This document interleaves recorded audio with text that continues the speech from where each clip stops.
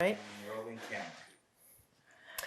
Today is August 24th, 2023.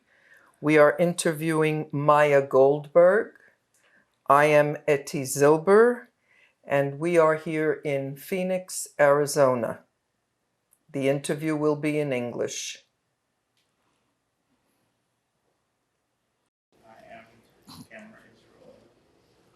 Hello. Good morning. Morning. Would you please state your name and spell it?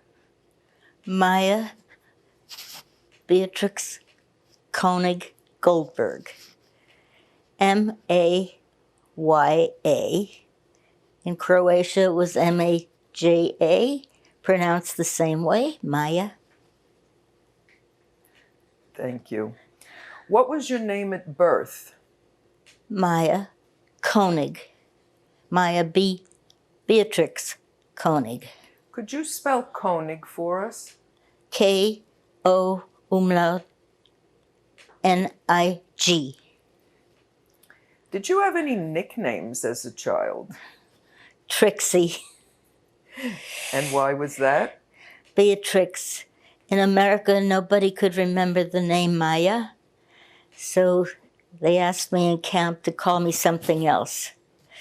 And Beatrix, they got Trixie. Okay. Could you tell us when you were born? August 25th, 1936. So that means tomorrow is your birthday. That's true.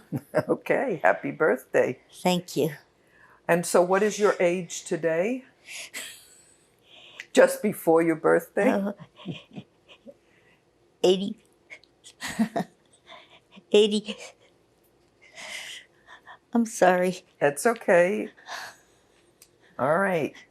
Now, what city and country were you born in? Zagreb, Yugoslavia.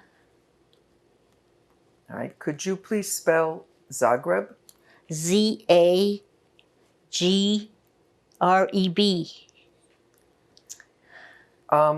Could you please tell us your father's name and please spell it for us? Well, he was born Franz, F-R-A-N-Z. When he moved to Yugoslavia, it became Franjo, F-R-A-N-J-O. Last name, Koenig, and Europe was Koenig, with an umlaut on top of the O. So where was he born? In Vienna. Now, what educational level did your father acquire?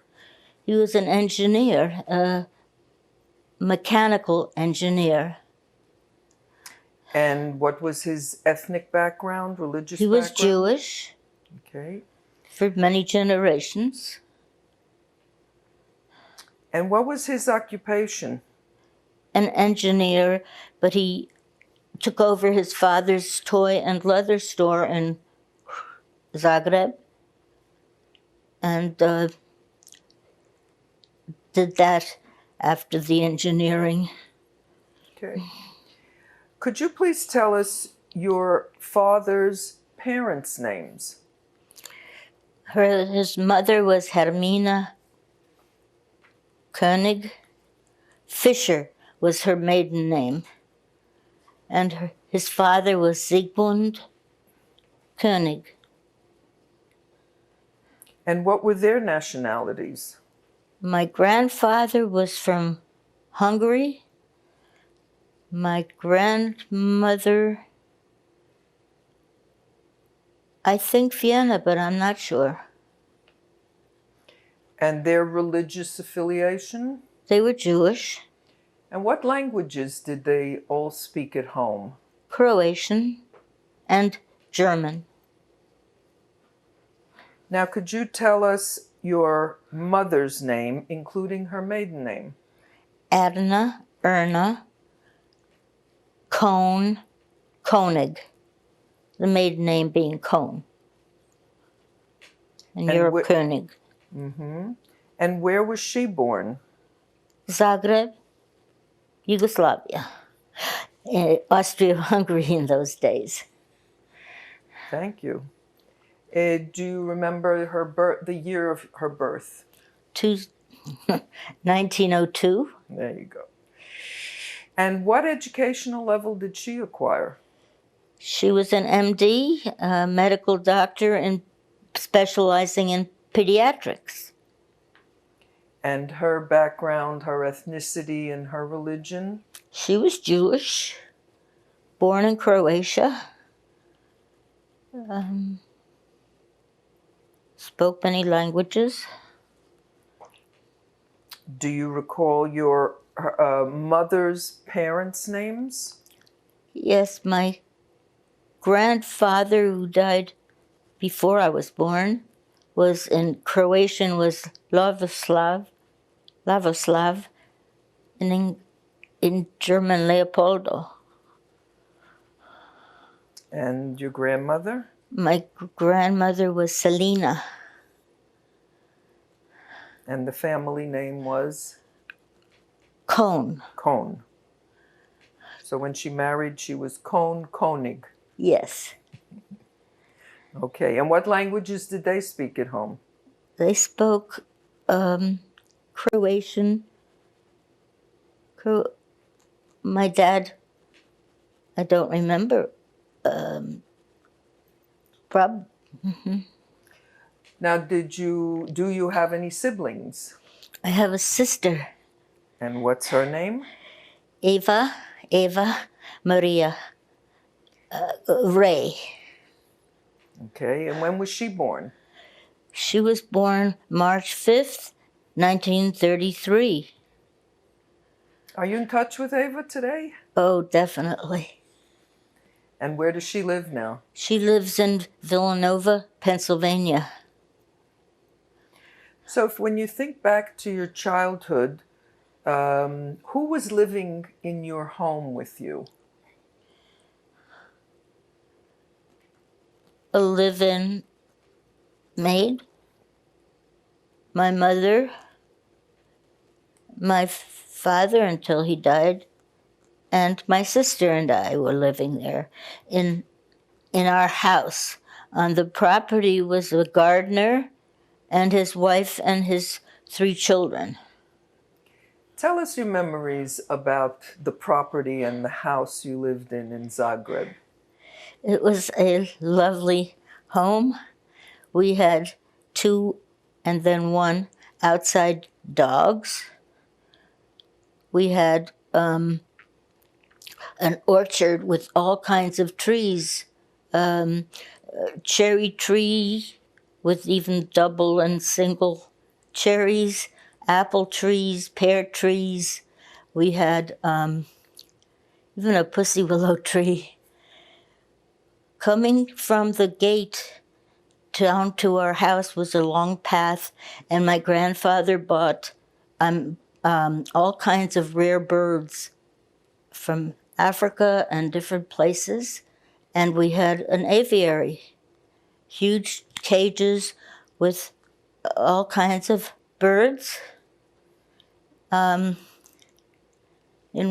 one area near the gardener's home, we had, for a while, we had 2 cows, but only for a short while, that while I was alive. We had further away in our yard, in our garden, we had a porcupine I like to play with.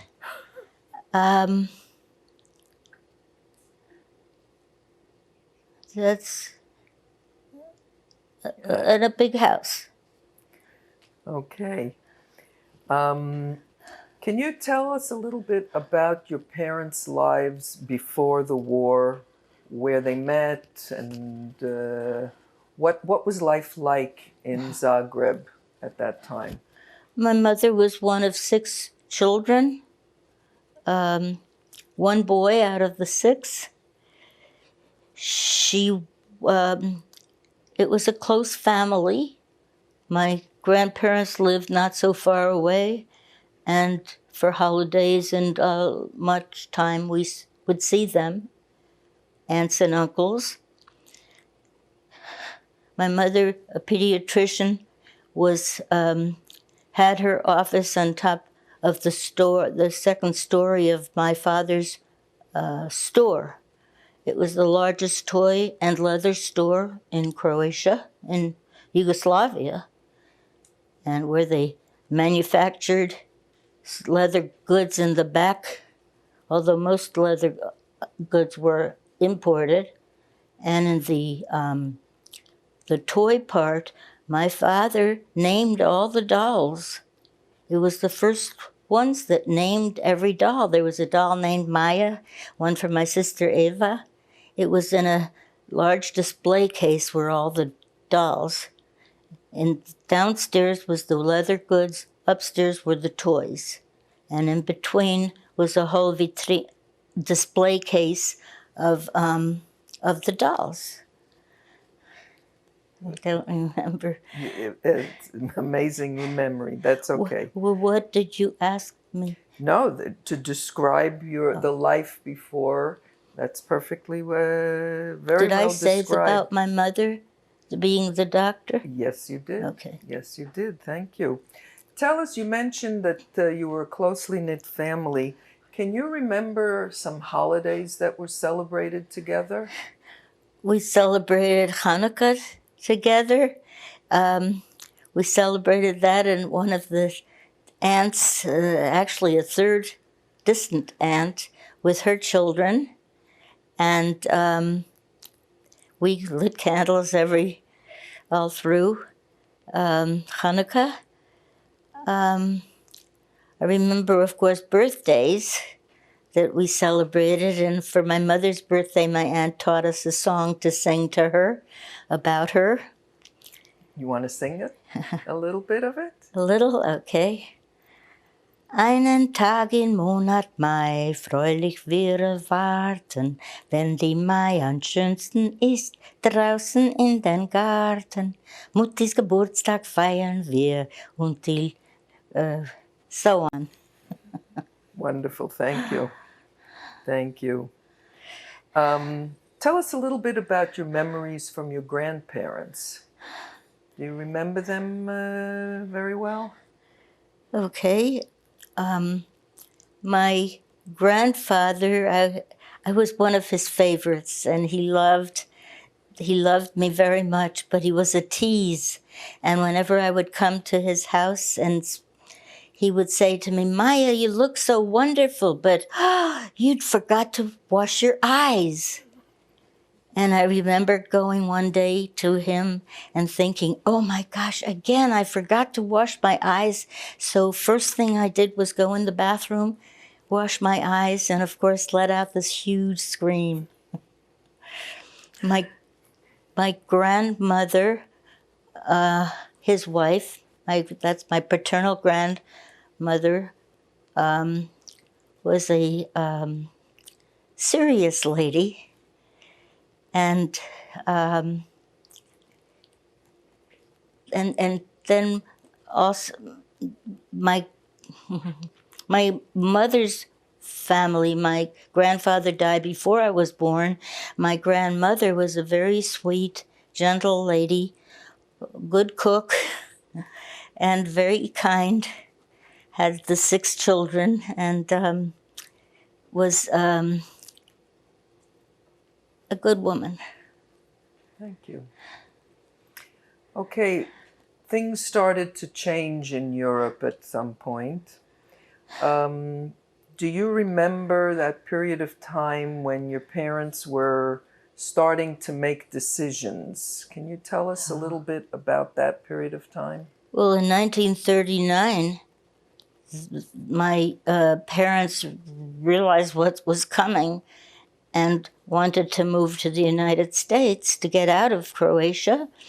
My father had applied for immigration when he wanted to go to school in America. It never came through, but he was able to, in 1939, he finally he pushed much harder to get out of Croatia, got a visa, and was able to leave to go to America, but he couldn't take his family. Once he was in America, he was going to call for his family and my mother, my sister, and myself. He stopped in London on the way to America, had appendicitis. Nobody knew what it was. The appendix, he got to the hospital, but the appendix burst and he died. This was just a few years before antibiotics. And before he died, can you describe what happened? Before he died, he sent a telegram to my mother. My mother right away knew from his symptoms what he said. Before they knew it was appendicitis, my mother, being a doctor, knew what was happening. Right away took an airplane. In those days, people didn't fly, but she took the airplane to London, saw him. He felt better that day and said, "I thought I was going to die, but now I know I will live." But the next day he did die. She brought the body back to Zagreb to be buried. In Zagreb? Yeah. And did he manage to get the visa? He had the visa, right? To America. Yes. That was, I don't know. Yes, of course. He got the visa. Yeah. But not for my mother. Right. The visa was just for him. Right. Mm-hmm.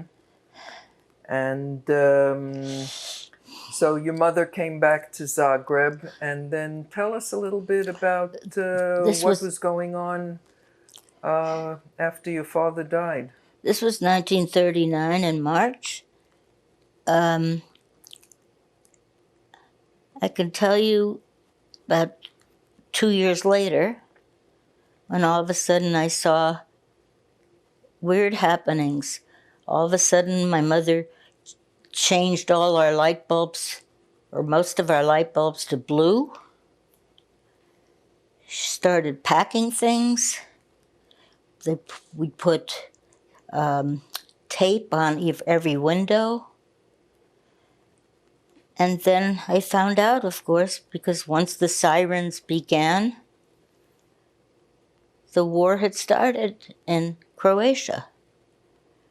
Do you remember how did the troops come into Zagreb? Yes. You remember It was that? it was a short war in Zagreb.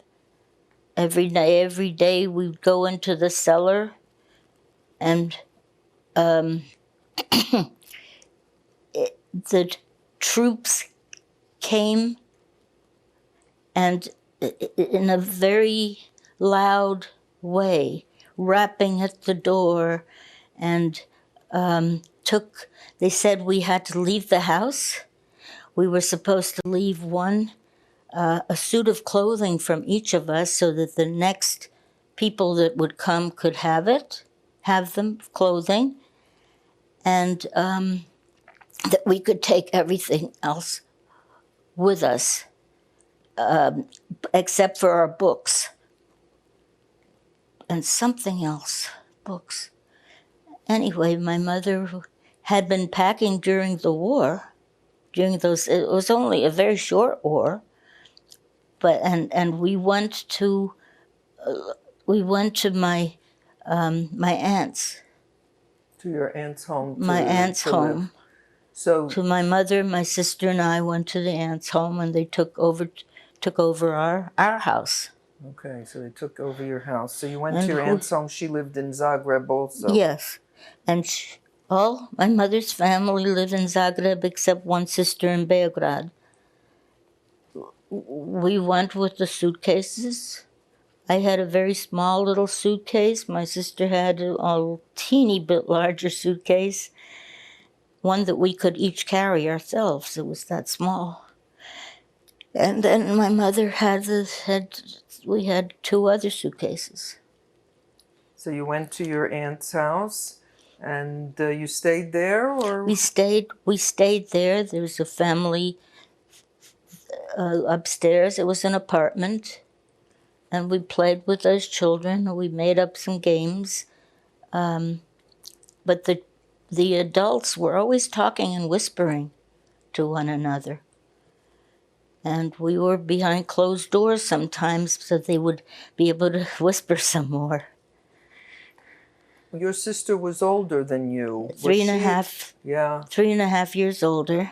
And was she in school at that time? Yes, she was, but she couldn't go to school once the war came. The German occupation we weren't allowed to go to school. I was in preschool there. And how? I was in a Montessori preschool. And were you able to go to school, or you No. weren't either? No. Do you remember anything happening in school? Anything difficult that happened to you in school before the Nazis came in? No, in nursery school, no, I Nothing. don't. Okay. Where else did you live in Zagreb after being kicked out of your house and then going to your aunt's house? Before my aunt's house for a day or two, just short time, we lived in upstairs in the where the store, my mother's office, the same building as the store. And then we went to my aunt's house. Now, was your mother working during that period of time? Yes, and the Nazis would call for her to take care of their children. And having taken the Hippocratic Oath, she of course did. So when she went to work and take care of those children, who was taking care of you? We did have a live-in help. Oh, so she came with you when you... No, oh no. Then was when once we left our home, was the my aunt was there. My aunt, my uncle. So during this time, what was your mother doing to continue your goal of getting out of Zagreb? After we left the home, Yeah? she was going every day to American consulate to try to get the visa to leave. Every day, and every day they'd say, come back tomorrow, we'll do it. And finally she went and she said, you promised me? And she was very vehement because when she walked into the consulate, she saw everything had been packed. Everything was packed away, and she saw they were going to be leaving. And she said, I'm not leaving until you give us the visa to leave and to enter U.S. And so she waited, and she got it, and we actually left with the American consulate into Germany. They left the next day and were in America within a day from that. But we were left in Germany because we had only an entrance visa, and we had the visa to the U.S., but no exit visa out of Germany. So we were stuck in Frankfurt. So how did you get from Zagreb to Frankfurt? Train. And then once you were in Sitting up all the time. Sitting up. And once you got to Frankfurt, where did you live in Frankfurt? In a hotel. And how long were you there? Do you know?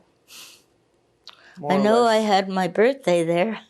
Oh, so it was in August 25th. August 25th. I know I had spinach palatine. And so during that time, how did you live? A distant aunt had property in Germany, and my mother was able to get money from the tenants of that apartment house while we were in Germany. We couldn't use the money after, but while we were in Germany, we did have the money from that apartment house. So from Frankfurt, what happened next? How did you get out of Germany? My mother talked with the underground. I forgot the name.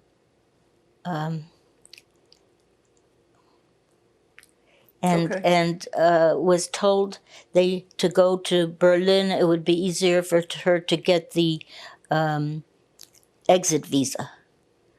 We went from Frankfurt to Berlin, and she worked with the underground, and it was Spain. So from Berlin, she managed to get you out of Berlin? We were able to get out of Berlin, but we had no entrance visa into Spain, where the train was going. So we did get onto the train to Spain. As we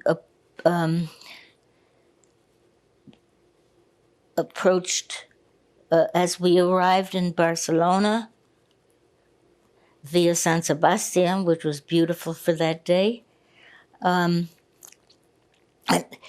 we had when we got off the train, soldiers came and took us to the hotel where we were and took my mother away. My mother was taken to a jail because she didn't have an entrance visa into Spain, although we had the exit visa out of Germany. My mother had been working with the underground, and the person that she had been working with was away. When he came back, he asked what happened to that woman with the 2 girls, and found out that she was in jail, and felt very bad, and right away helped her to get out of jail, and she came back to us. My sister and I, at the meantime, those 3 days, were left in the hotel by ourselves. And they were very nice to us in the hotel. And they told us, my mother told them to tell us she was so tired that she needed a vacation and she would be back. And that's what we were told, that she needed the vacation and she would be back. And so the people in the hotel basically took care of her? Were very, very nice. And when she came back, they gave a party. And they gave us a little toy rattle for our dolls. Everybody in the hotel had a party for my mother to come back. That's beautiful. That is great. And then when my mother came back, she sat my sister and me down and said, I never lied to you, and I want you to know the truth. And then she told us the truth, that she had been in jail and what had happened. So she managed to get a permit to go through Spain? She got that to go out of Spain into Portugal. And in order to get that, there had to be a ship to go to America to leave Portugal. Portugal didn't want us unless they knew we were leaving. So there was a fictitious ship that she had papers for. Then there was a real ship. But by the time we got, they let us out of Spain into Portugal, the ship had gone, had left. We were stuck in Portugal. For how long, more or less? I don't know, okay. Maybe a month, but not very long. And then there was another ship? And there was another ship. It was a freighter called the Guinée. It was a French freighter built for 87 people.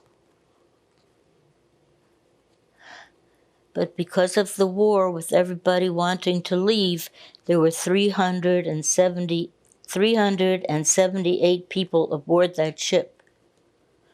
We were second class. My sister and I had an upper bunk together.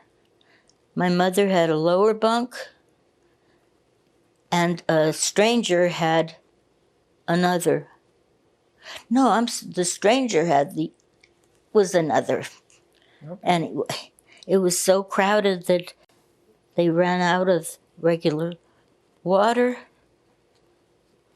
There was some powder, some chemical to make the water potable. Fish, smoked dried fish every day. The milk was a little powdered milk, a pinch of powdered milk and water. How long did that trip take? It took a whole month and 2 days. And during that time, It was the winter, and it was 1941-42 was a very bad winter. The waves were higher than the ship. so was there enough food on the ship for all these people? There was very little food. First class had food. The second class, we had just a little bit of the smoked dried fish, a little powdered milk, and that was, oh, yes, on Sunday we had a treat, a piece of lettuce and a American cheese of a square inch, not a cube, like 1/8 of an inch in thickness and about almost an inch and that was our treat. So you can imagine what the rest of the life would be. One day, my sister and I were playing, and she made my hair straight because I had curly hair, and she put lipstick on me. And the captain thought I looked so cute that he took me to his place and offered me a little bowl with 3 prunes in it. And I was so happy, and I started to take the plate and for my mother, sister, and me.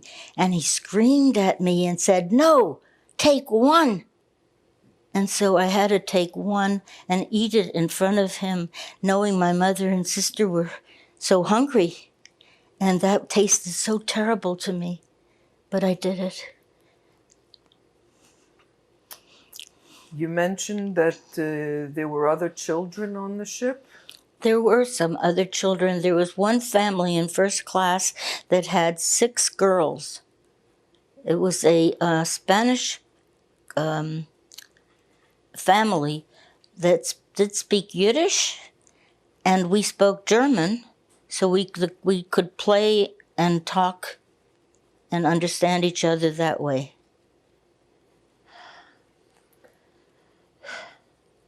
When you look back at this whole trip through Europe out of Zagreb, what were some of the worst experiences along the way?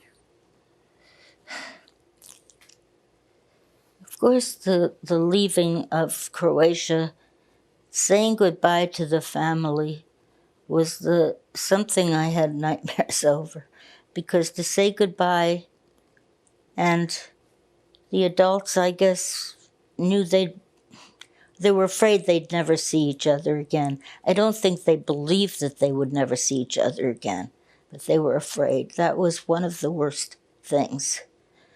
See,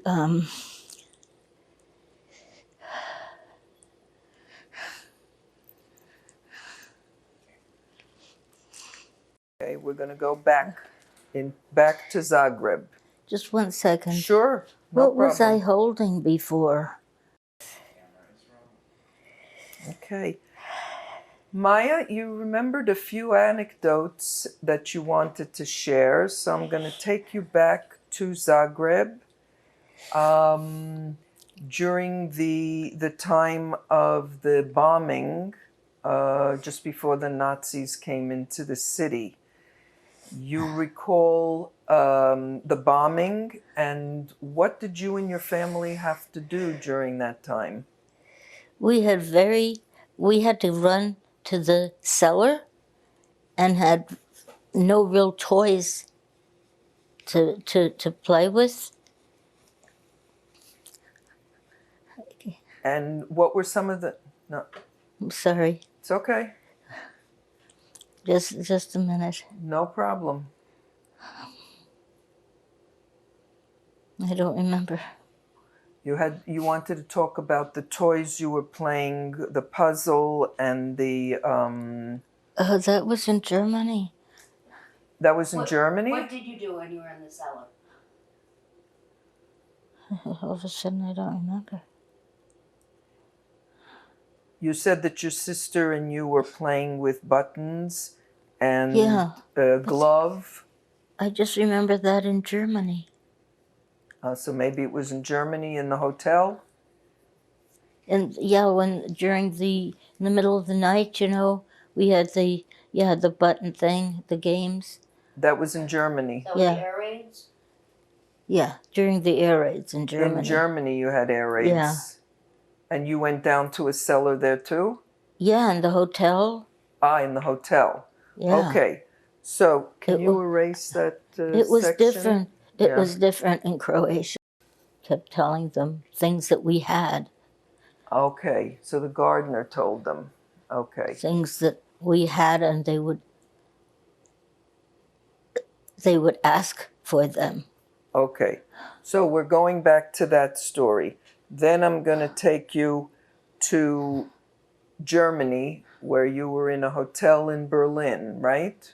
Did I say goodbye to my family? Didn't I? Yes, that was the hardest Yeah. thing. You said that was the hardest thing to do. Yes. And you wanted to say again that you remember the piece about your grandmother giving you a gift before you left? Oh, yeah. All right, so I'll take you back to Zagreb for that as well. Okay? Just 1 second. Mm-hmm. Okay. Okay, makes sense? Yeah. All right, so we've got that straightened out.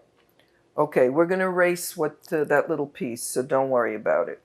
Okay? I don't remember what you're going to erase. That's it. When you stopped us, because you were feeling that something wasn't right with the story. So that's why you stopped us, which is great.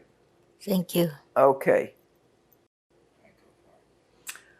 Okay, Maya, you shared that you wanted to add a few anecdotes, so I'm taking you back to Zagreb when the Nazis came into the city and they came to your property, to your house.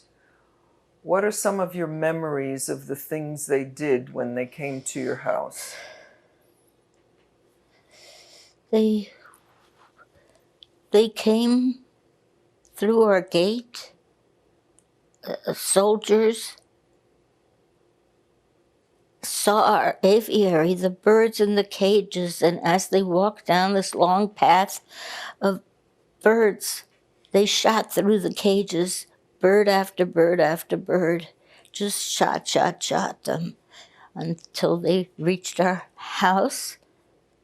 And then they banged at the door, this big loud bang that I could hear for many years after.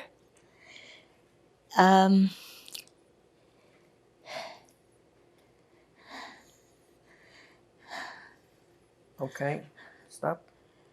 And What that's was when I going to say? about they kept asking for things and the gardener Oh. kept telling them what you had, right? Yeah, it wasn't that day that I know of. It doesn't have to Doesn't be be the same totally day. chronological. Okay. Don't worry. See? Okay. But I don't remember why they came that day. They came. Oh, you to said tell that us to leave. That's right. That you already said. Oh, you already good, said that they good. kicked Thank you you. out of the house. Yay! But if it's important for you, you can tell about the how the gardener collaborated Yeah, and told them what you right. had in the house. Did I say that we moved to my aunt's? Yes. Okay. Yes. Yes. All The- right. So you're just gonna say now that The Nazis came every day yeah, joke. to my mother. This is the gardener. Okay. You ready? Yes. Okay. Hmm. And what else did the Nazis do or demand when they came into your house? They wanted our things, everything, to leave just one suitcase for each of us.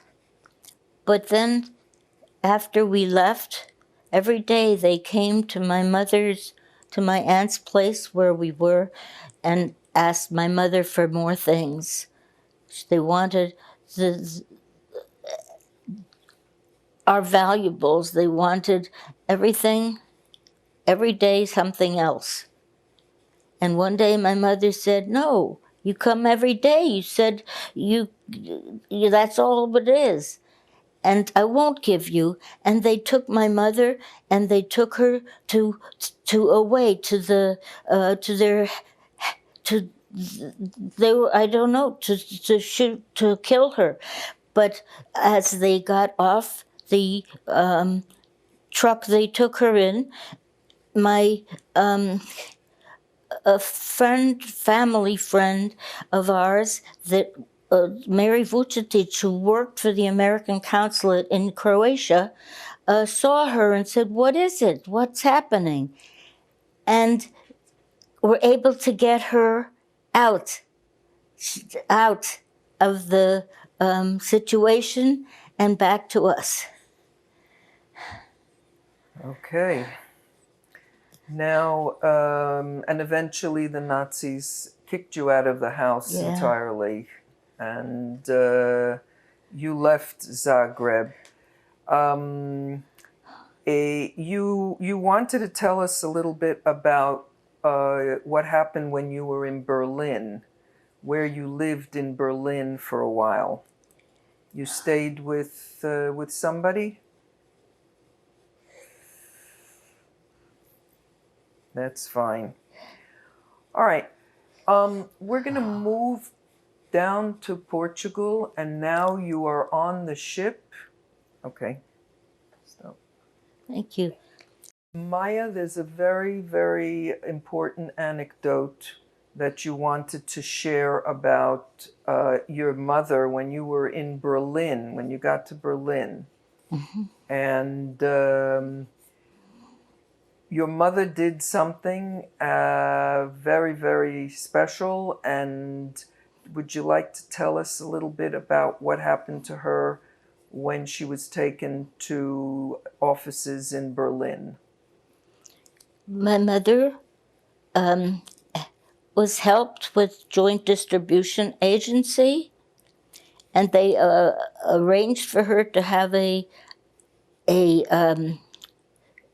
meeting, a very important meeting with Himmler, with whom, when she met him, he yelled at her, "But you're not wearing the badge." And my mother answered, "Because we don't have a German badge of Jude. We only have the badge from Croatia, which has a Z for Židov and doesn't mean anything here in Germany." And he was furious with her and sent her to one of his advisors. Now, as she approached the advisor, she heard him on the telephone saying, "Yes, you're right, she's a terrible woman. No, don't send her to the camp. She'll only cause trouble. Get her out of the country as fast as you can." And then my mother looked at the advisor and saw it was somebody that she went to medical school with in Vienna, and he was saving our lives. Okay. Did your mother Could I realize say could I say the other side, and then you, whether you want it or not, turnabout is fair play. So when the Nazis at the end of the war, if anybody wrote a letter to say the Nazis did something good, they were saved. The rest were killed. You know. at the trials? Trials. Nuremberg, that's what it was, the Nuremberg trials.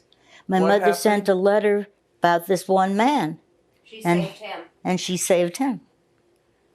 This was the man with whom she studied in and Vienna. that saved our lives. And then she saved his life. It's a nice story, but I don't know where it fits in. Right there. Right there. Right there. Okay, we're going to move forward where we've gone through Spain and you've Okay, gone but through we Portugal. didn't. But I Are you gonna didn't have say. her say it? Okay, I'm sorry. Stop. Okay. Maya, I'm going to take you back onto the ship that you took from Lisbon to the United States. And you said that the trip was supposed to take a week, but in fact it took a month. Could you tell us why? Why did it take so much longer? After a few days aboard ship, the ship suddenly stopped, turned around, and was going back to shore. Everyone aboard the ship was very, very scared, nervous that we were going back. It turned out that it was an area that was mined and under the ocean, and we had to go around the mines all the way to Casablanca, Africa, and then back. We stopped, and then we were able to go back on our route to United States. And so this was also another one of the reasons that there was so little food on the ship. Is that right? Yes, it took much longer. This was in the middle of the winter. The waves were very huge. The weather was terrible.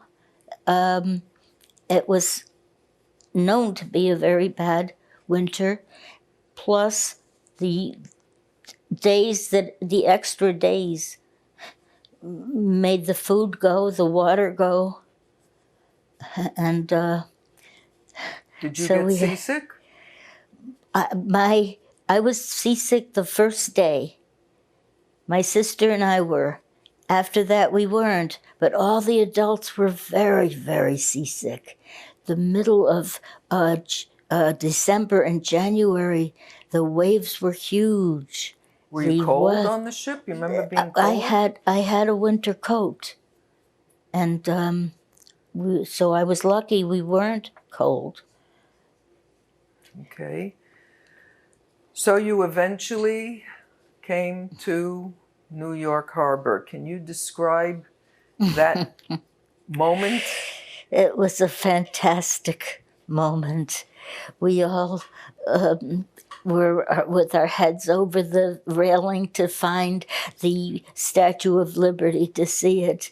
And when we finally did, it was this cry of glee, happiness, the most wonderful sound you could imagine, of knowing we were free. We were free. What date was that? We arrived the 13th, 14th. Oh. Well, the 14th of January, we arrived and didn't get off the ship till the 15th. And what year was that? 1942. 1942. Okay. And it was so cold that my sister and I were wearing kerchiefs, and the war kerchiefs that my grandmother gave us.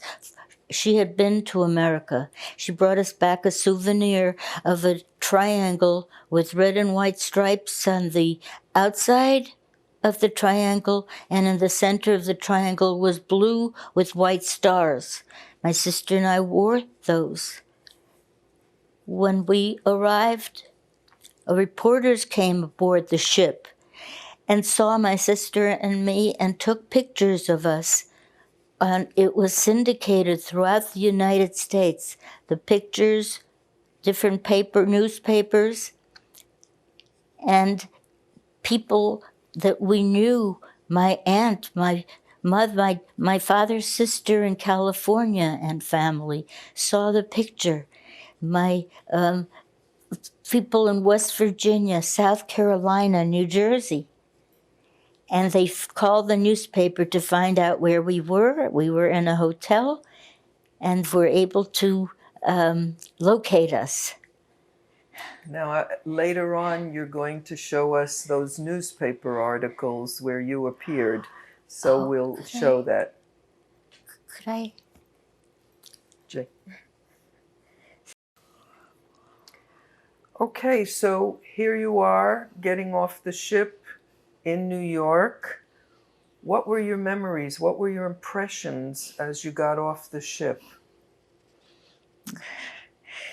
My aunt took us while my mother was doing with government stuff. The paperwork. My yeah. aunt took us to Horn and Hardart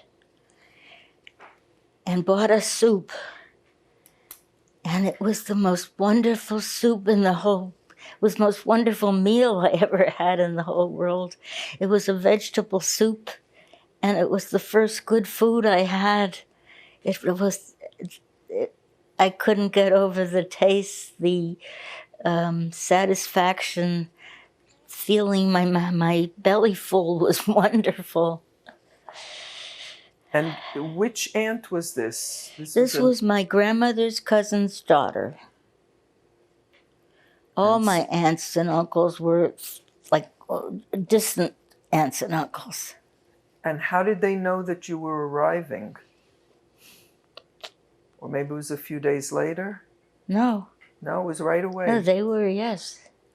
And my Uncle Charlie, my grandmother's brother-in-law, was there. So they met you when you At the got off ship. the ship. And where? But did we were in the harbor for over a day, so maybe that's how they found out that we were. That my mother was able to contact them at that point. So from the ship, where did you stay? We stayed in a hotel the first night, and my mother and family members that came, distant family, they stayed up all night talking. And the next day, we went to New Jersey, where my aunt lived in West Orange, New Jersey. And we stayed there while my mother and aunt every day would go to New York City to find a place to live. And they did. And where was that place? Manhattan. Mm-hmm. It was, the first place was about maybe 98th, 95th, 6th, something in the 90s in Manhattan. And soon, when moving there, we went to school. Which school did you PS go to? 166. My sister, they put into a class for foreigners. It was a class made up of all age children. They started her with first grade work, even though she had just already turned 9. And a few weeks later, she went into second grade work and so on. With me, they put me in a kindergarten class, morning kindergarten, and told me that my teacher could speak German and I could speak with her in German. Well, in America, sometimes people say they can speak some language, and she barely understood me. She couldn't say anything to me. But very, very soon I learned English. Even, in those days, we had air raid drills and fire drills. And I remember the first one when I heard the siren, the bell, and I got so scared because to me it was a real air raid, I thought. And everybody behind me kept saying mush, mush, as they pushed me to be in line. And then I pushed the person in front of me and I said mush, mush, thinking that that was the right word. And what does mush mean? They pushed me, mush. Ah, They just pushed and said, but it was just a drill. It wasn't the real thing. but you remember being afraid when you heard that. Very, very scared. And I couldn't understand why nobody else was. People were joking, laughing, talking, and the teacher was trying to keep us quiet.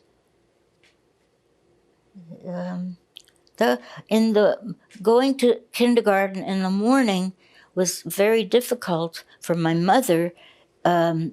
Said she couldn't be there. And so I would go, my sister and I would walk home. She would have prepared a lunch for us, which we would eat. And then I had to go lie down I could lie down on her bed. And I had to stay on the bed except to go to the bathroom if I had to, until my sister came home again, because she was afraid at age 5.5 that I was All alone. be alone. I knew I could go to my neighbors. There was a wonderful couple that lived downstairs, and I was allowed to go there if I needed anything. And your mother was, what was she doing at that time? Where was My she mother- working? My mother was doing translation for UNRWA, which was a precursor of the United Nations. She also was learning English she was also going back to school a little. Taking some courses in medicine because she had been practicing for so long, and the test in the United States was theoretical, she had, of course, forgotten much theoretical medicine.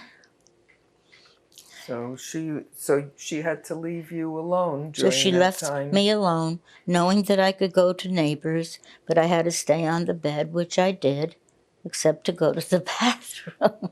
And I wasn't allowed to take a doll or something, or a toy on the bed in case I woke up. And then your sister came home. My sister came home. School was out for her at 3:00. And then when she came home, we could be together, and we always had to be together. So I would go with her to her friends, and then the next day go to my friend from school. And after a few days of that, my sister said, "Maya, you like to jump rope and play hopscotch, right?" I said, "Yes." She said, but I don't like to play with dolls. And that's what you do with your friends. So from now on, we'll go to my friends. And that's what we did. We went to her friends every day after. So you got good at hopscotch and Hopscotch, jump rope, and being with older people. yeah. Do you remember any particular friend from that period of time, the early time? My good friend that I remember was Jenny. And I enjoyed her very much. And my sister's friend, I remember Anita Schneer. And that's what I remember. And at what point do you remember learning that the war was over? Oh, I was at camp. August 14th, well, it was VJ Day. VE Day was May 8th. I was in 3rd grade. My teacher's birthday was that day. And it was very exciting to have VE Day. But in VJ Day, in camp, when we heard, everybody was around a radio listening. And everyone was so happy, and my sister and I burst out crying. We were so worried for my family to find out. And of course, people didn't understand why we would be crying at such a wonderful day, which we were very happy, but was very, very worried. So clearly none of your friends knew about your past and your Right. history. Right. So they didn't understand. And when did you or how did you find out about the fate of your family back home? We all sat around as my mother read the letter from Uncle Dragutin, who survived the war. And then all of a sudden my mother burst out, scream, cry, this horrible cry. She read that everybody had died. Her mother, her in-law, her sister, everybody except one sister.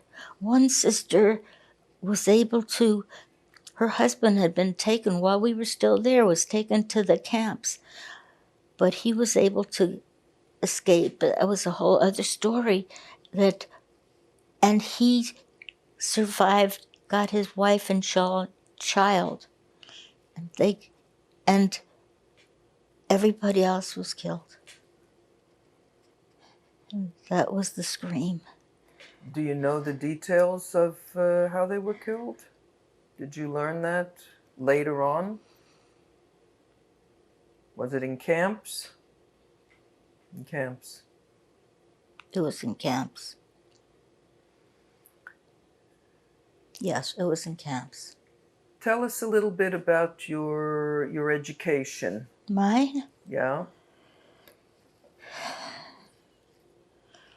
I went the first year, end of kindergarten, and then to PS 87. I went. By the way, every summer, end of school year, we would pack up and leave, and then have to go to a new place in September, because my mother couldn't afford to pay for the summertime. And we went to my aunt's. We went to South Carolina to distant relatives, West Virginia. But So at the end of every school year, for you left the your first 3 apartment? years, yes, Uh-huh.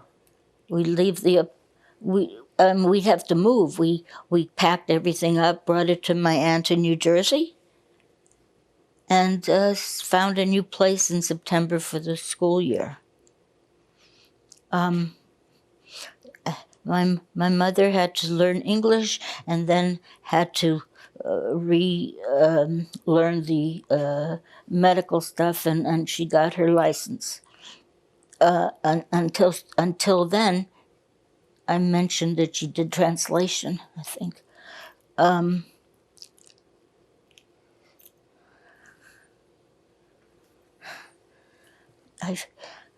I forgot where.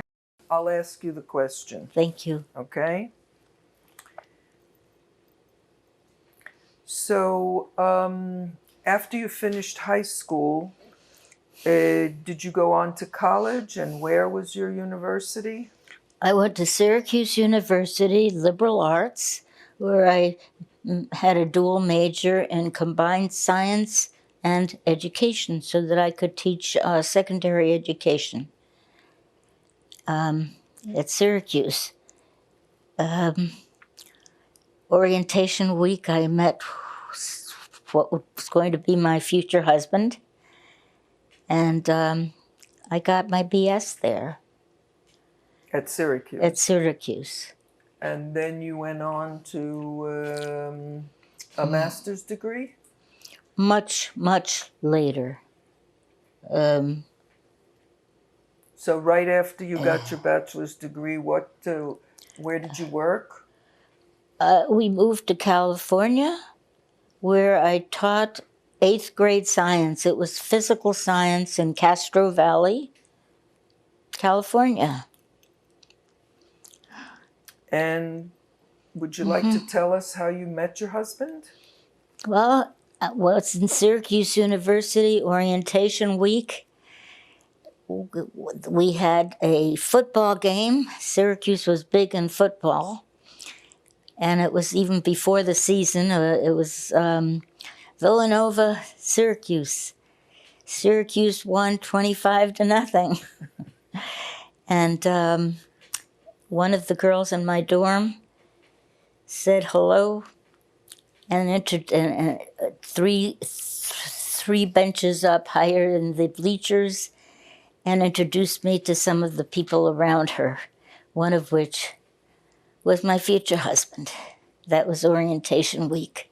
And his name is? His name, Richard Goldberg. And tell us a little bit about your future family, your children.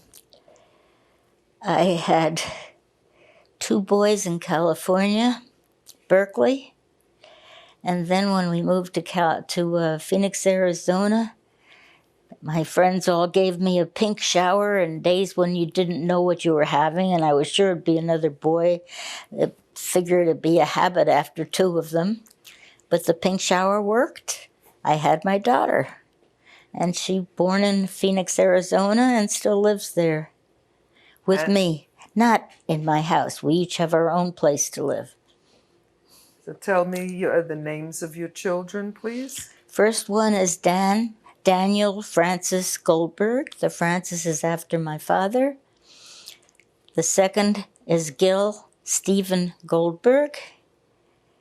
And my daughter is Karen Michelle Goldberg. And would you like to tell us a little bit about their occupations, what each one of them does for a living? Dan has a PhD in psychology, but he was a principal of a Jewish day school, and he's been working with teaching at a Jewish day school. And your other son? My second son went into the industry, the entertainment field, and he worked.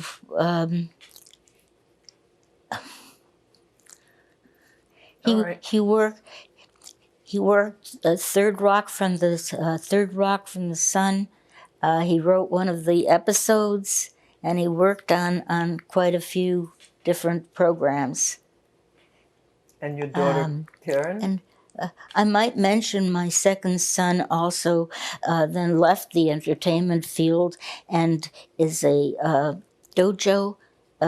He has a karate. He teaches karate and has a dojo. And your daughter, And Karen? my daughter Karen lives in Arizona, in the same city I do.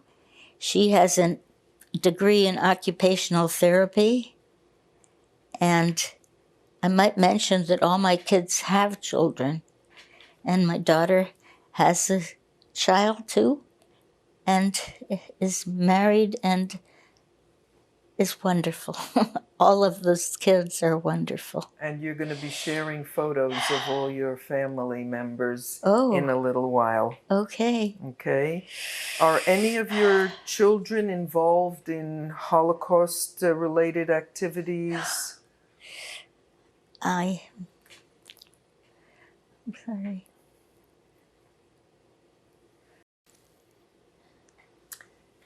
Now, at some point, Maya, you said you moved to Arizona. And why did you choose Arizona? We took a trip around the United States with my in-laws, and they loved Santa Barbara, but we're told there are no business opportunities. But Arizona, Phoenix is just opening up. And so they moved to Phoenix. And when we were visiting at one point, the kid's father interviewed at Phoenix College, got a position, and so we moved to Phoenix from California. And what did you do while you were here in Phoenix, professionally? Professionally, first I taught at Bethel Congregation Preschool, and then I became a preschool director. I've also taught at the Hebrew school. First, I taught kindergarten and first grade. I worked my way up to third grade and enjoyed that very much. Okay. I'd like to ask you a few questions now about how you reflect on your Holocaust and war experiences. How often do you talk about the Holocaust? I'm sorry, I really don't know. No, not the exact number, but No, you do share your Holocaust experiences with others? When I taught Hebrew school on Yom HaShoah, I would tell my class, but I had to be very careful how I told them because they're third graders. I didn't want to scare them. So I talked more about the animals in the zoo than I did about the people in terms of the suffering. I didn't. My children, I told a little here and a little there. I don't think I ever really talked in a continuous until much later. When they were older? Much older, yes. But And I if did. they asked you a question about it? But I think I always answered questions. I didn't. That was an invitation. A question is an invitation. I didn't want to impose before they were ready to have an answer. And but they knew that I had a very strong feeling for America, for being Jewish, and for the good things in life, and including food and appreciation for freedom. A very strong appreciation for freedom and for family. Family was always very important to me, and I think I related that to the children. And also to appreciate people, how do I say, to appreciate people and be open to their goodness and to not kid yourself about the badness. Have you ever, or do you have dreams or nightmares about your experiences? After coming to America the first few years, every single night I had horrible nightmares. I was afraid to go to sleep every night. It was only it was terrible for 1 year, but it was terrible for 2 years before I could get it out. And every night the bombs would come and so on. And so when you woke up from these nightmares, It was what were you told to do? My mother would calm me down, remind me that everything was good here in America. To this day, we still celebrate January 5th, 14th. And she would remind me how good everything is, and it was over, and help me to go back to sleep. Now that you have grandchildren, do they ask you questions about your wartime experiences? No. If they asked you, you would tell them? Yes, but I would make it age appropriate. If you had to look back and attribute your survival to something or someone, what would you attribute it to? My mother was a very my mother knew what she wanted, what she needed, and how to get it in a powerful but kind way.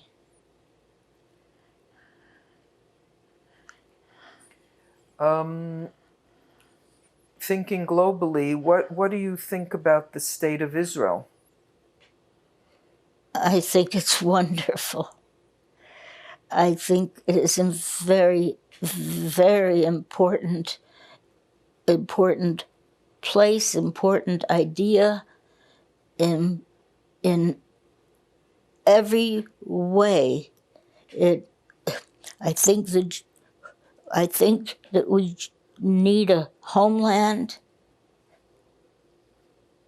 and not to take it lightly, and need to preserve it in every good way that we can.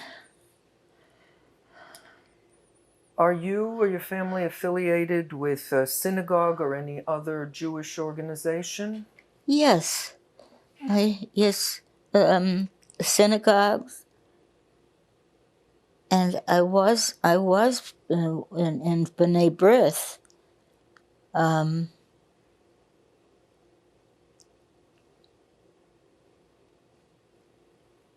And how do you celebrate Jewish holidays today or the last period of time? Oh, well, we celebrate. I celebrate anything I can grab a hold of, so that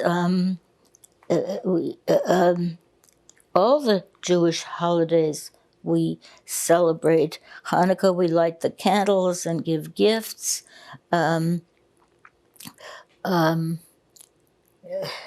Passover?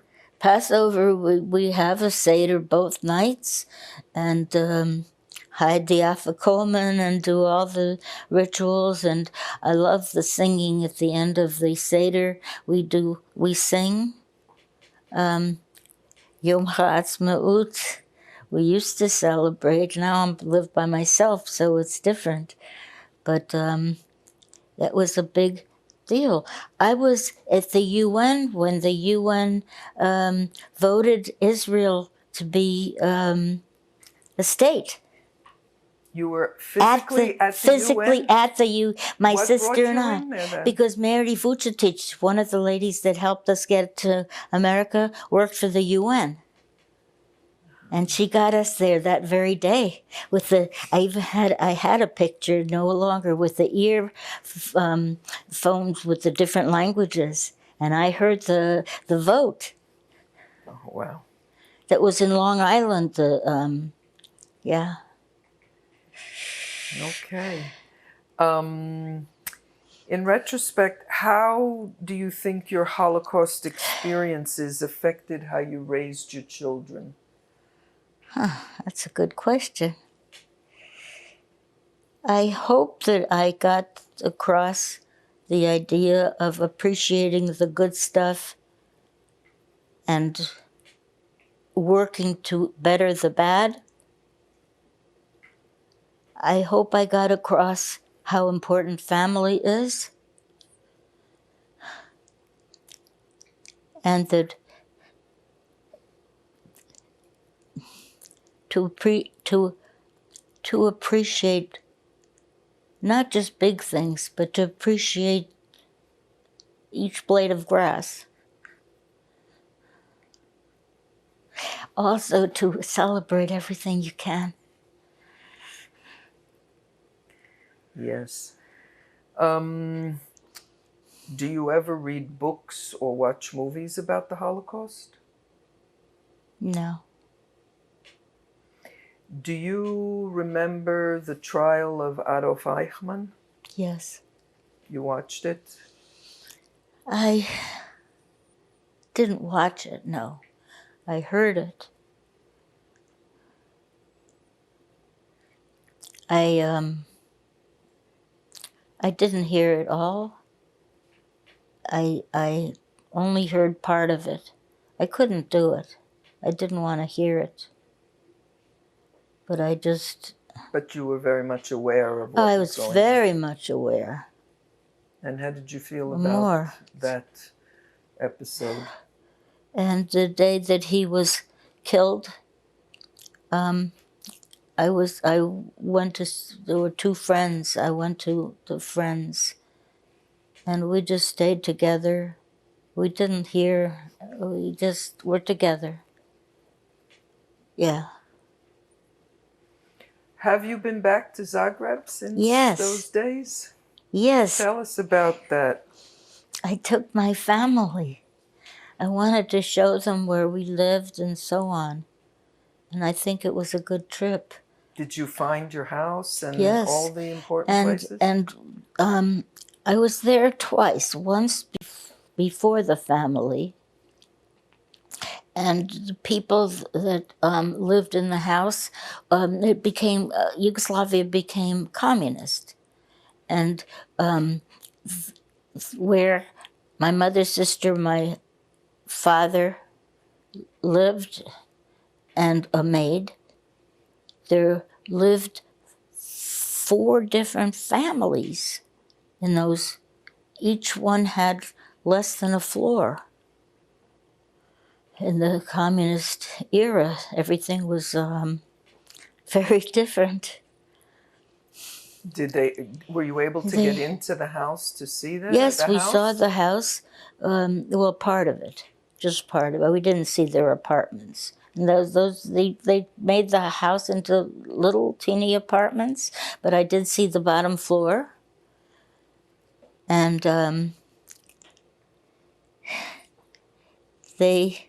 it was a little hard for them to know that it was our house and that they were living and how it had been taken away. But they were very nice to us, but it was a little awkward for them. Uncomfortable, yeah. Yes. But at that point, Yugoslavia was already communist. And did you see your father's department store? His big store? Yes, but it's completely different. It's a whole different. It's a department store now. Yeah. And the time that you came back, you saw it as a department store also? Or it was changed into something else? I think it was the second. Yeah, it was a department store. So when you came to Zagreb with your family, what was that like? What was that like for your kids? Your grandchildren joined you too?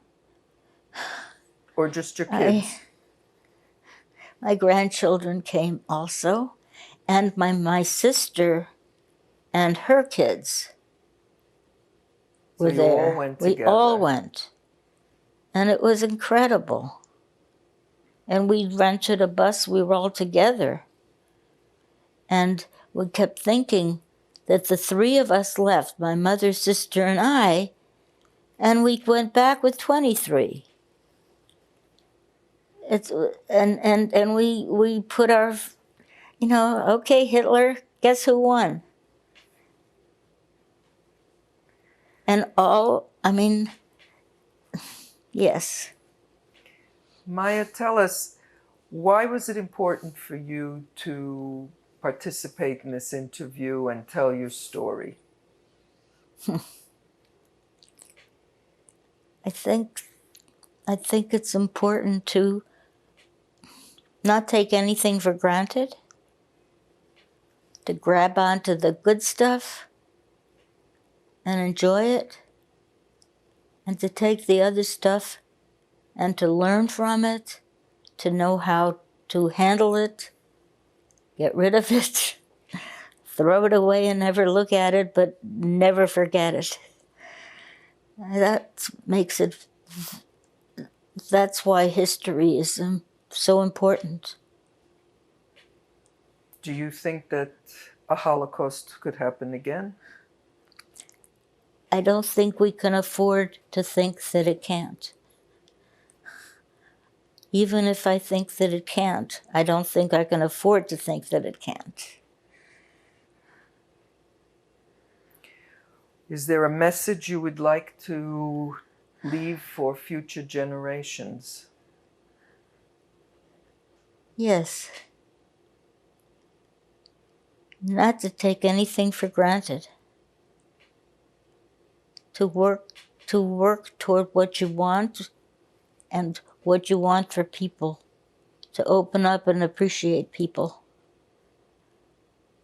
And work for what you want, pass on to your children what you want them to know and to have, but be open to them learning other things and learning a new way, because the world that they are going to live is nothing that you know about.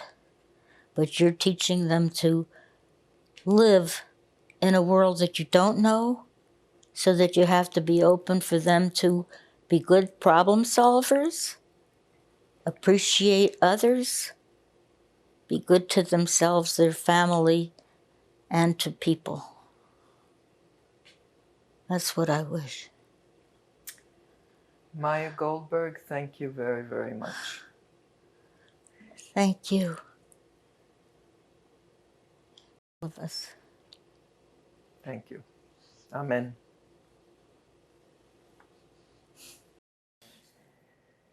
Okay. Now we have Maya's daughter Karen joining her for this interview. Welcome, Karen. Thank you.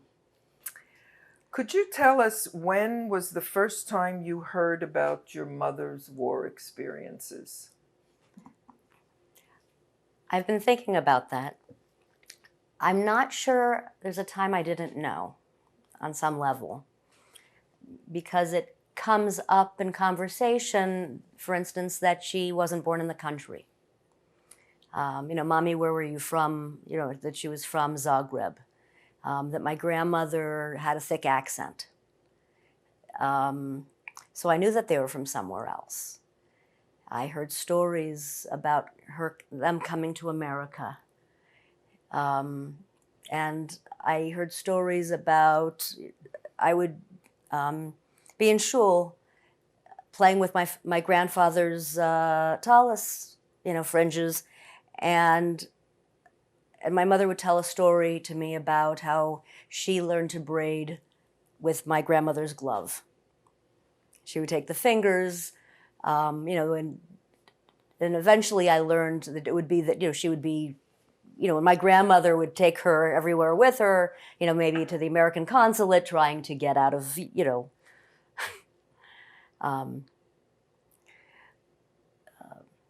anyhow, out of Europe.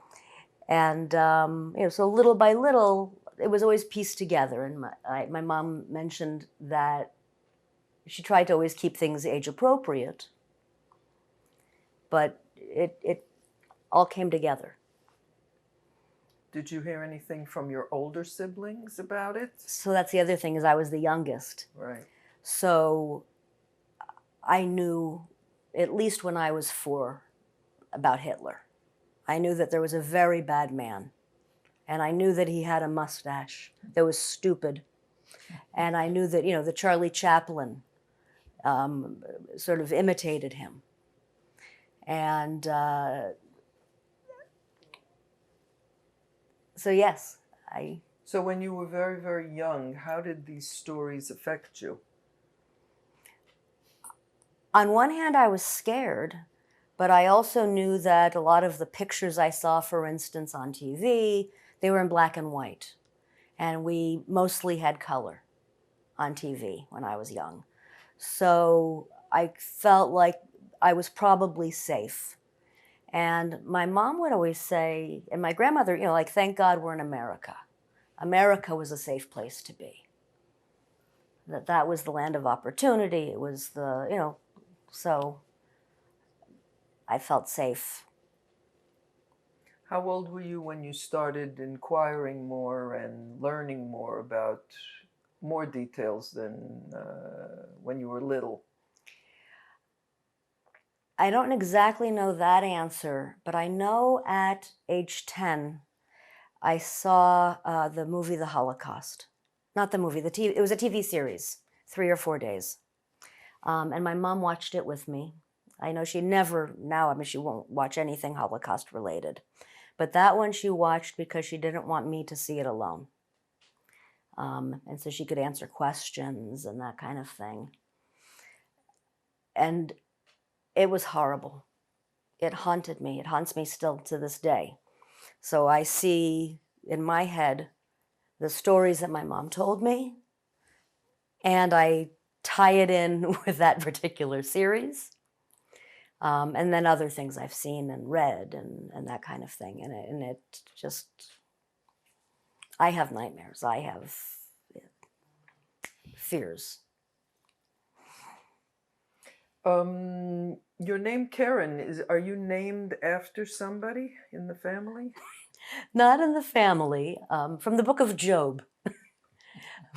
My father found it in the very last sentence of the book of Job. He named his daughter Karen Hapuch, horn of eye paint. So I'm mascara. Michelle is after. Yeah.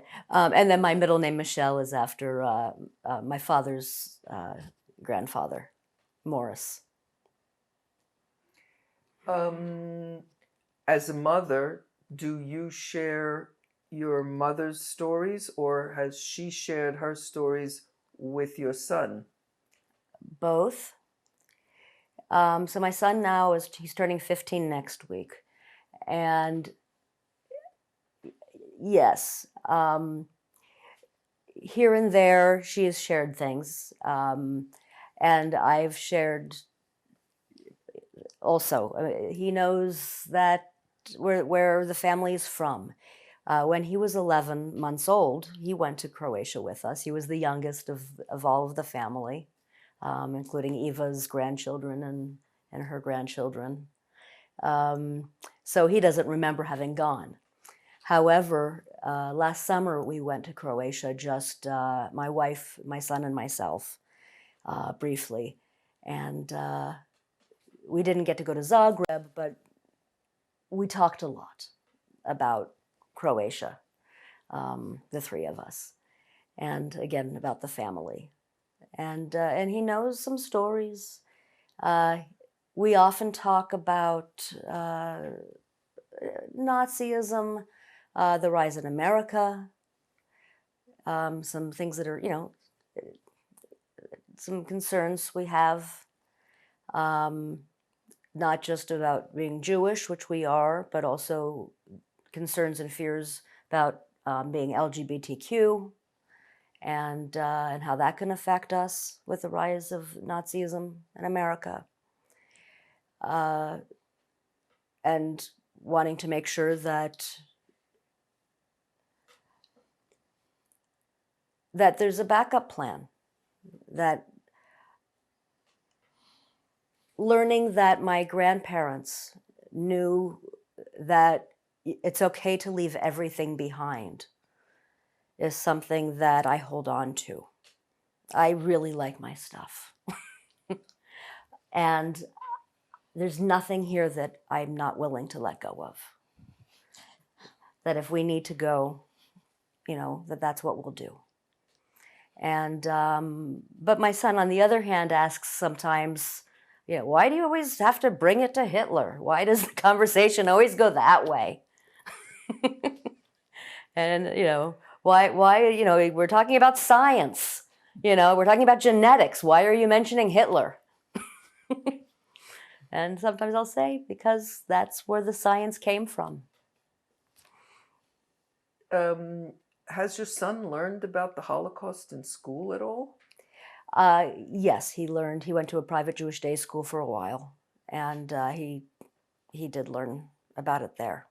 They did not teach anything until 4th grade, which I thought was a shame, because I think that to teach little bits and sort of at a time are, I think, helpful, versus at 4th grade to then teach them what you would teach an 8th grader at the same time in an assembly is hardcore.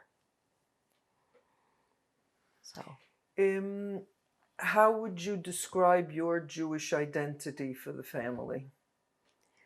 We celebrate Shabbat every week. We keep kosher. I married a rabbi. Um, and all holidays we celebrate. At the same time, we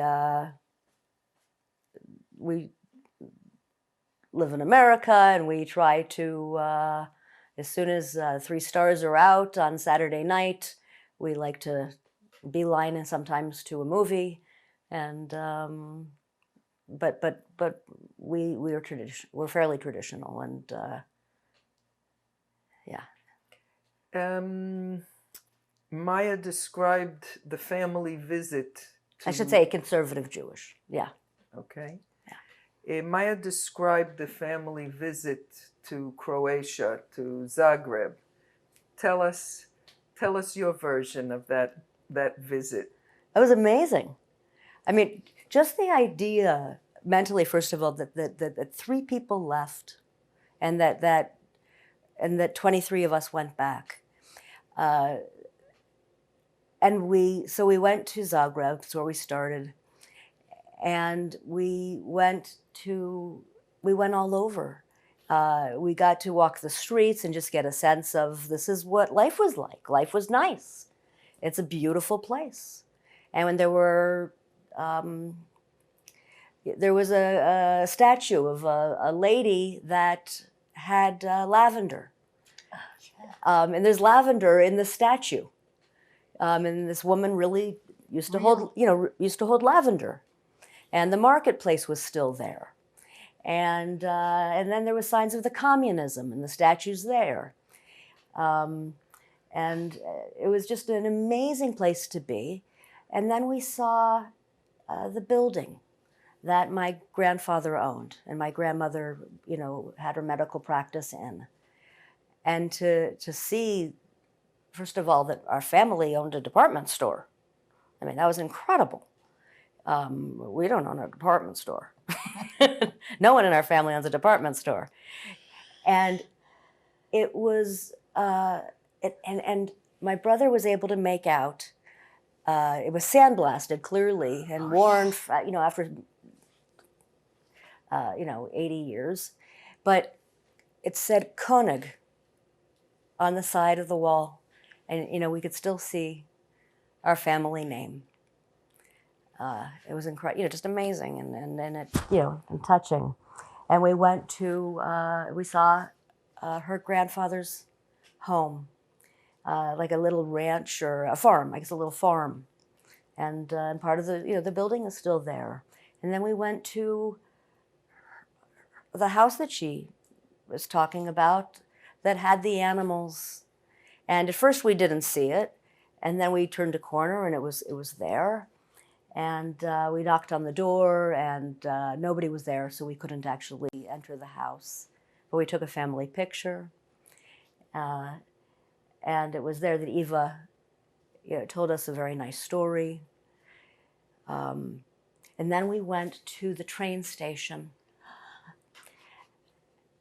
And it was heart-wrenching, the story that Eva told us.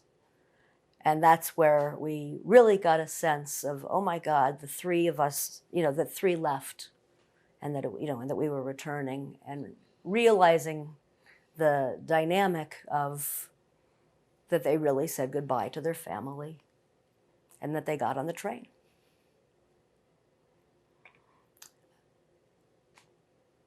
And it was, we felt it. We felt it. What would you like to tell us about Maya, your mom?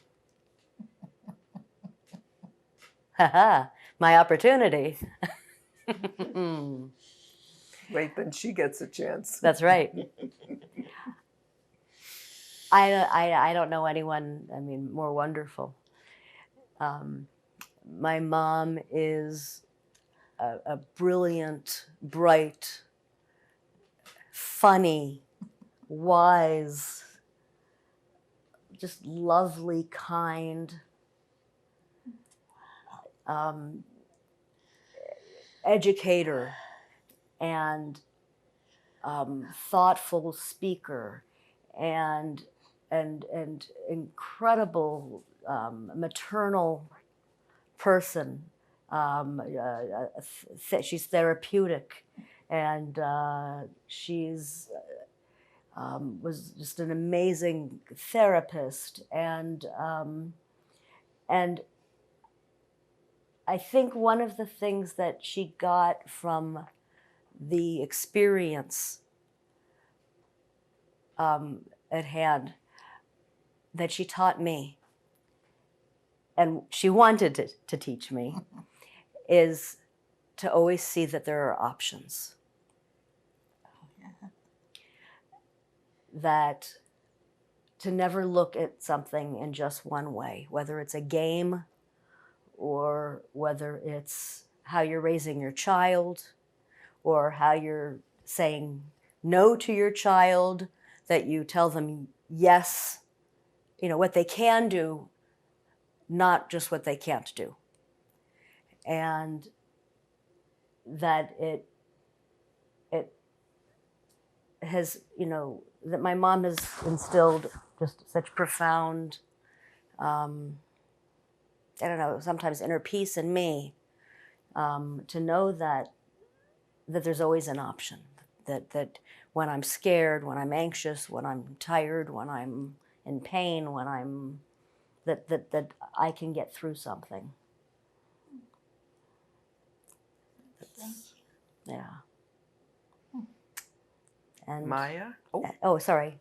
And also that late at night, there's always somebody I can call to laugh. that's great. Maya, what would you like to tell us about Karen? She's an amazing woman.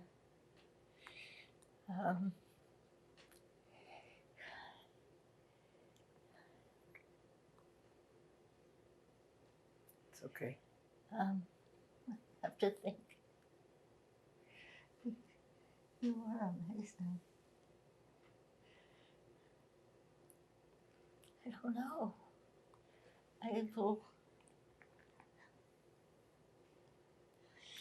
What would you like to tell? Can That's you the best. ask me something? Give me some clue to what I could Is- say. When Karen was born after 2 boys, Yeah. how did you feel about a girl? Okay, so I could go back to. Okay. Should I go on now? Mm-hmm. And Karen, after 2 boys, I knew I would have a 3rd boy. I figured it was a habit.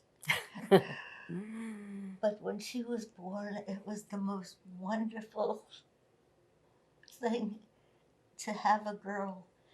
And she was such a sweet girl. When my uncle met her, he said she was the sweetest child he'd ever met, because she just was kind, caring, and wonderful, even though she couldn't speak until she was just about 3 years old. Her brothers were very happy with her. And as she grew up, always the youngest, following her brothers, but having her own friends, her own personality, her kindness, and her mischievous ways at times. It was a wonderful thing to have her. It was wonderful to have the 2 boys, and then she was the icing on the wonderful cake that we already had. Karen, how do you feel about sharing this recording, this video testimony, with Asher, your son? I'd like him to see it. I would like him to see it.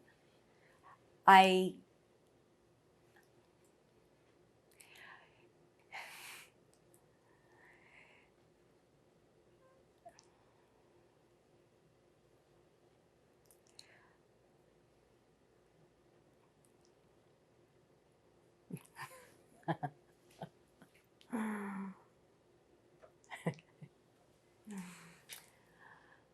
it's important to know where we all come from. Ladies, Maya and Karen, thank you very, very much for doing this testimony, for offering your testimony. We're grateful. Thank you. Thank you. Thanks.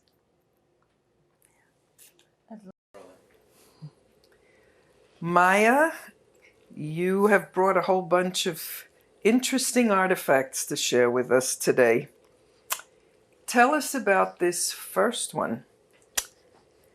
This is a collage of all my mother's descendants.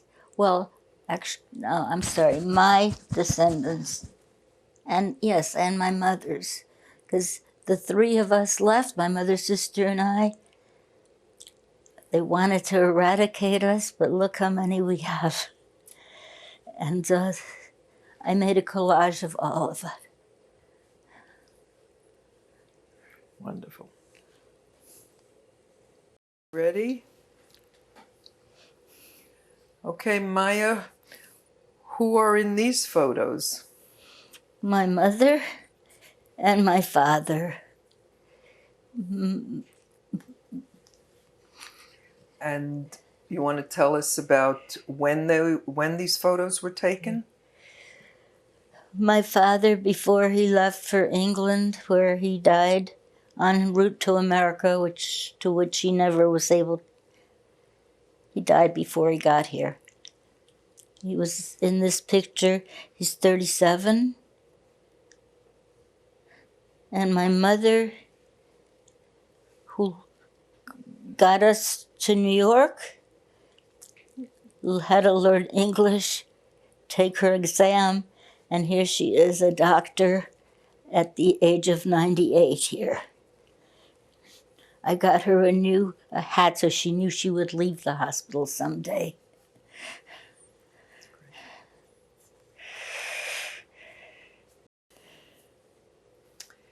Maya, would you like to tell us a little bit about this photo? This is my mother and father in the 20s, before they got married. My father had a sense of humor, so before the camera snapped its shot, this is what he did. And Beautiful.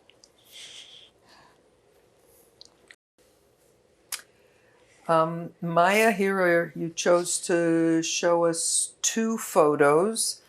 Tell us a little bit about these two photos. this is my sister Eva and me. I'm the younger one. Of course, I'm the younger one with white hair. And we're 3.5 years apart, always very close. And I think we're close because of all this. And how old were you in the black and white photo? A year. You were a year old? A year old. Okay, and your sister, you said, was 3.5 years older. So she was 4.5 in this picture. And in the color photo, where was this taken? In Phoenix, when my sister was visiting. Okay.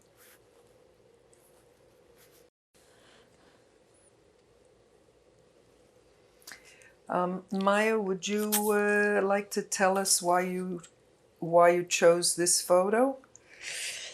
The togetherness of my 3 children, the 2 boys and my daughter in the middle, they all look happy. And this is the progeny. What are their names? The girl in the middle, Karen Michelle Goldberg. Danny's the oldest, Daniel Francis Goldberg, the Francis after my father. And Gil Stephen Goldberg on the right was named after a few people. My grandmother, my grandfather, and his dad's family also.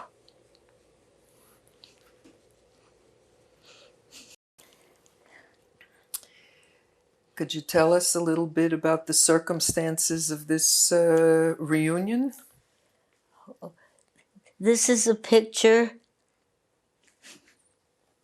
Stop. I'm sorry, I don't remember which story. About where this is taking place? Okay. That it's your 80th birthday? Okay, ready? Maya, can you tell us a little bit about this photograph? This photograph was taken at my 80th birthday, a time when I wanted all the family to come together. That was my big wish. And we went to Riviera Maya in Mexico. It was my children, my in-law children, my grandchildren. From the 3 people that left Croatia, my mother, sister, and I, just my family, not even my sisters, all of those people.